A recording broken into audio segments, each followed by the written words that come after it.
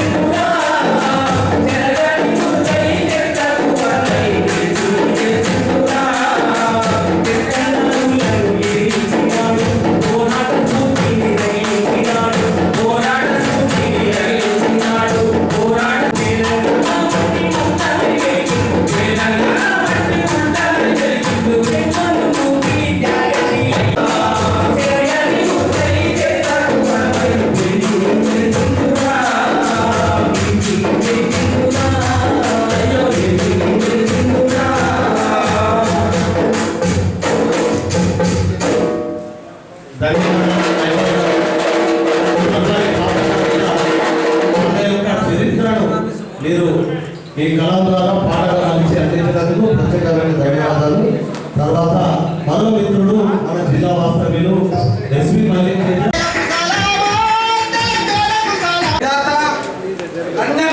Victoria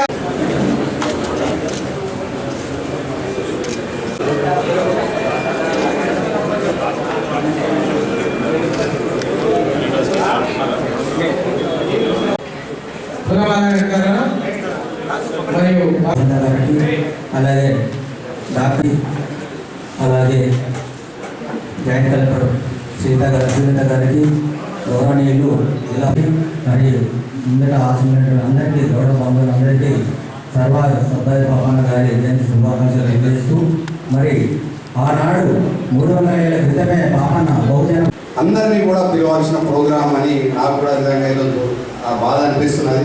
మీ అందరికీ క్షమాపణ చెప్పుకుంటూ ఖచ్చితంగా వచ్చే సంవత్సరానికి అందరికీ పిలిచి ఒక సైడు జిల్లా గౌడ సంఘం అధ్యక్షుడిగా, అలాగే ఇంకో సైడు అధికారికంగా ఒక గ్రంథాలయ చైర్మన్గా గవర్నమెంట్లో కూడా ఒక బాధ్యత నిర్వహించుకుంటూ మొట్టమొదటిసారిగా మన సర్వాయి పాపన్నది జయంతి ఉత్సవాలు జరుపుకోవడంలో ఆ భాగంగా మొట్టమొదటిసారి మన జగిత్యాల జిల్లాలో కలెక్టర్ గారి ఆధ్వర్యంలో మనందరం కూడా నిర్వహించుకోవడంలో నిజంగా నాకు చాలా చాలా చాలా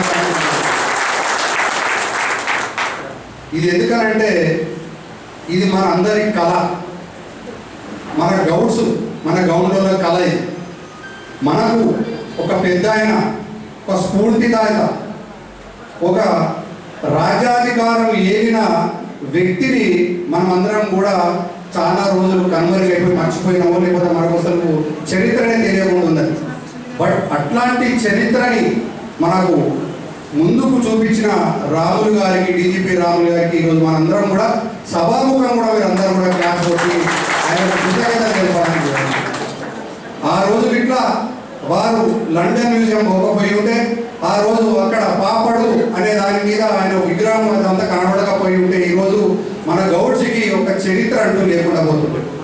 మనం ఎంతసేపు మన రేణుకా ఎల్లమ్మ వారసులం అని చెప్పుకుంటున్నాము, అంతేగాని మనకు కూడా ఒక చరిత్ర ఉన్నది, మనకు ఒక రాజ్యాధికారం వేరిన ఒక చక్రవర్తి ఉన్నాడు అనే నినాదం మనకందరికీ ఎంతో గర్వంగా అనిపిస్తుంది. ఈరోజు మనందరం అధికారికంగా ఇక్కడ గవర్నమెంట్, తెలంగాణ గవర్నమెంట్ మనకి అవకాశాన్ని ఇచ్చి గౌడ్స్ అందరూ కూడా సర్దార్ సర్వాయి పాపన్న జయంతి ఉత్సవాలు జరపండి అని చెప్పడంలో దాని వెనుక కష్టపడ్డ మన ఎక్సైజ్ మినిస్టర్ శ్రీనివాస్ గౌడ్ గారికి, అలాగే బూర నరసయ్య గౌడ్ గారికి, అంతకుముందు పనిచేసిన స్వామి గౌడ్ గారికి కావచ్చు, రాజేశం గౌడ్ గారే కావచ్చు, సత్యనారాయణ గౌడ్ గారే కావచ్చు, ఇతర పెద్దలు ఎవరైనా కూడా వాళ్ళందరికీ కూడా ఈ రోజు మనం అందరం ఈ స్టేజ్ పైన వచ్చి వాళ్ళని నిజంగా కూడా అవసరం ఉన్నది. వారు ఎంతో కష్టపడి కేసీఆర్ గారిని ఒప్పించడం జరిగింది. మాకున్న చక్రవర్తి ఆయనది కంపల్సరీగా అధికారికంగా చేయాలి. మనం ఎందరో బడుగు బలహీన వర్గాల ఆశాజీవులందరినీ కూడా మనము తలుచుకుంటున్నాము, వాళ్ళందరికీ కూడా అధికారికంగా చేస్తున్నాం. మనం కూడా మరి గౌడ్స్ కులస్తుల నుంచి వెళ్ళి అధికారంగా మనం ఇది చేయాలి అని పట్టుబట్టినప్పుడు కేసీఆర్ గారు మనకి పర్మిషన్ ఇచ్చినందుకు ఈ రోజు సభాముఖంగా కూడా ఈ రోజు నేను మన మన ముఖ్యమంత్రి వారు కేసీఆర్ గారికి కృతజ్ఞతలు తెలుపుకుంటున్నాను. ఇప్పుడు మనకి పాపన్న గారి యొక్క జీవిత చరిత్రకు సంబంధించిన పాంప్లెట్స్ అందరికీ ఇచ్చారు కదా. చదివితే ఇందులో మనం గమనించాల్సినవి కొన్ని ఉన్నాయి. మొట్టమొదటిది సాధారణమైనటువంటి గీతా కార్మికుడు పాపన్న గారు, కానీ అన్యాయాన్ని సహించలేనటువంటి తత్వాన్ని మనం చూసాం కదా. అంటే మనం ఏం చేయాలి? అన్యాయాన్ని సహించు. ఒకటి.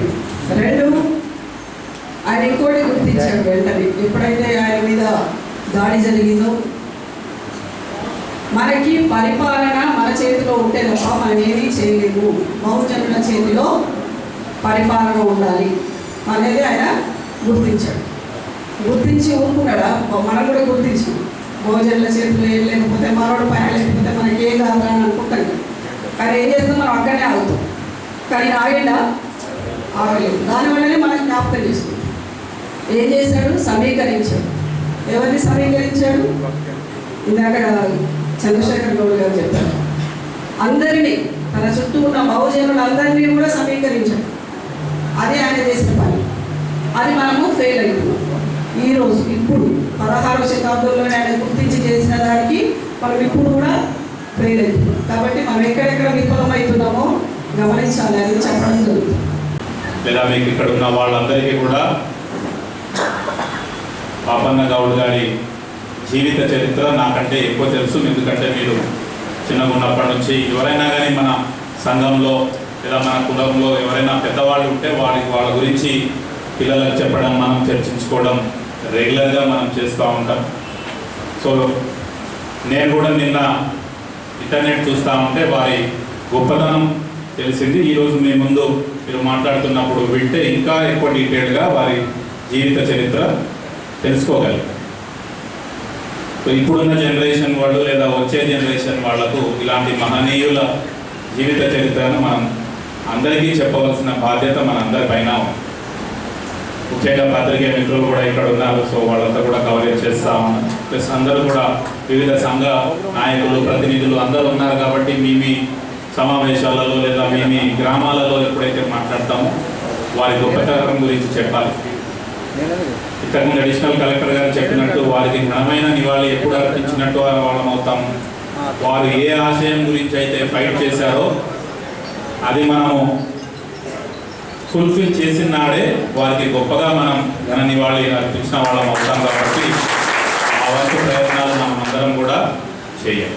ఈ 8 విడతల్లో జరిగిన హరితహారంలో భాగంగా ముఖ్యంగా ఈత చెట్లు, తాటి చెట్లు ఏర్పాటు చేసుకోవడం జరిగింది. సుమారుగా ఈ జిల్లాలో 6,417 ఎకరాల్లో 28,59,240 అంటే సుమారుగా 29 లక్షల ఈత తాటి చెట్లను మనం మీ అందరి సహకారంతో ఏర్పాటు చేసుకోవడం జరిగింది. దాని ద్వారా ఈ జిల్లాలో ఉండే ఈ వృత్తిపైన ఆధారపడే వాళ్లకు మరింత ఎక్కువ ఉపాధి కల్పించడం, ప్లస్ పర్యావరణాన్ని పెంచడం, ప్లస్ వీటి వల్ల ఉపాధి పెంచడం గురించి లక్ష్యంగా ఇది చేశారు. అలానే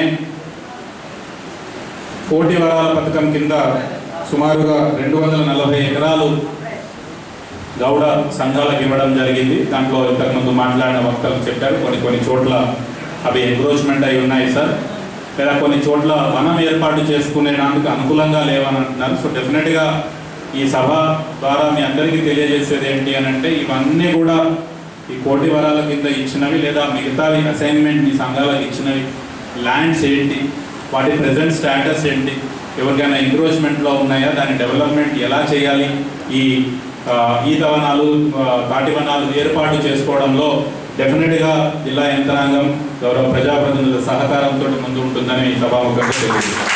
ఇక్కడికి విచ్చేసినటువంటి అందరికీ చాలామంది ఎక్సైజ్ డిపార్ట్మెంట్ అఫీషియల్స్ కూడా ఉన్నారు, ఇతర జిల్లా అధికారులు ఉన్నారు, అనధికారులు ఉన్నారు. ముఖ్యంగా పార్టిసిపేట్ చేయడానికి విచ్చేసినటువంటి మీ అందరికీ పేరు పేరున నమస్కారాలు తెలియజేస్తూ శుభాకాంక్షలు తెలియజేస్తాను. కాబట్టి ఈ విధంగా పోరాట యోధులను స్మరించుకోవాలని చెప్పేసి గత పాలకులకు, గత ప్రభుత్వాలకు ఎవరికి కూడా రాలేదు.